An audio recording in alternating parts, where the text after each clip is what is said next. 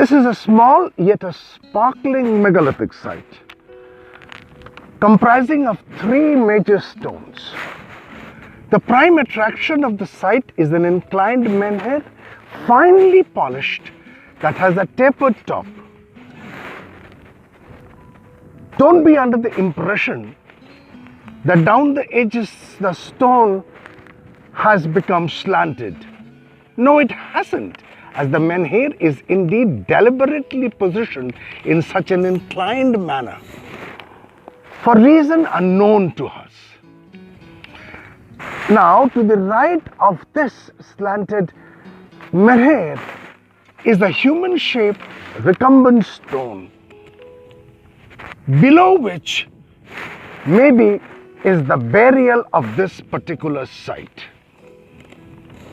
Now, the head of this particular recumbent stone is engraved with eyes and even a lip.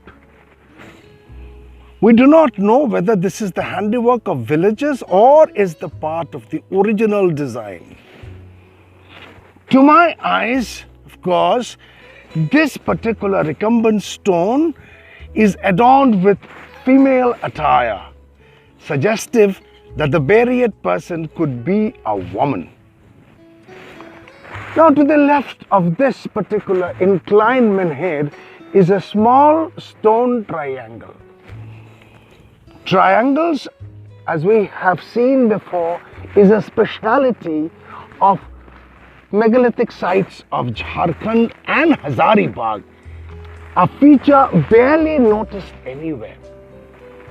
Triangles with their vertex pointing upwards is symbolical of the male phallus, and the opposite one is the representative of the female genitals. Birbir, like several other megalithic sites, are paradigms that signifies that not all megaliths are burials or memorials of the dead. Astronomy, geometry, and the ancient understanding and wisdom of the landscape went into the construction of such ancient megalithic sites.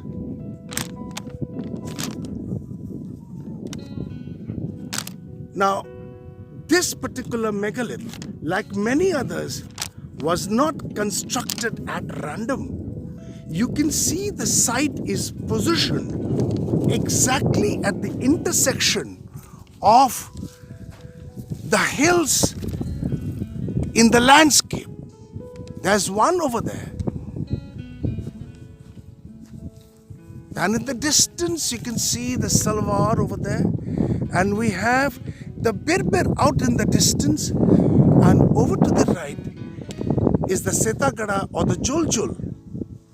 And if you stand over here, in this particular landscape at the distance is the Kanheri Hill. Few more sites, the hills, lies hidden behind the homes. The recumbent figure. Now let us get into the astronomy of this site. Now if you can notice this particular human figure, the menhir and the triangle are positioned exactly in the north-south direction. And this particular recumbent menhir's head is pointing towards the north. Now this is the position of the dead or among the Hindus, even the animistic, paganistic peasants, and even among the tribals. Now let us get to see this particular triangle in here. Now if you stand behind this particular triangle, you can see that this particular stone performs as a pointer, as it has been oriented or is aligned towards the equinoctial east.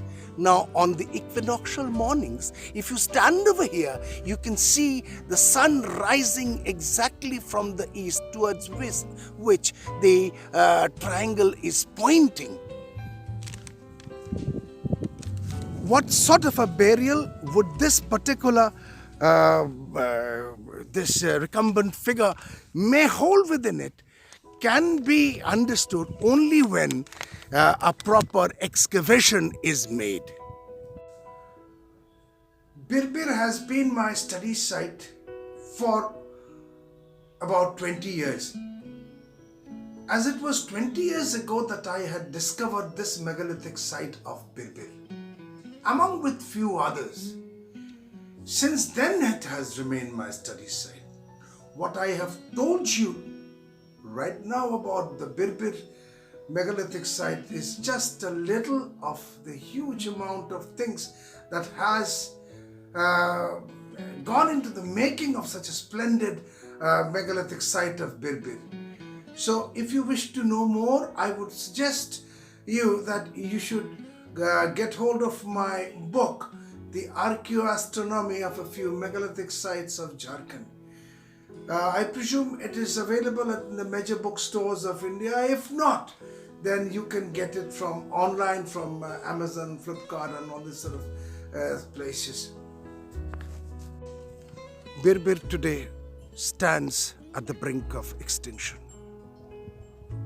If only the government institutions and the organization could understand the significance of such amazing megaliths created by the ancient tribals, then we could have written a new history, new ancient history of India, and we could have preserved such amazing astronomical megaliths, such amazing megalithic burials for the posterity.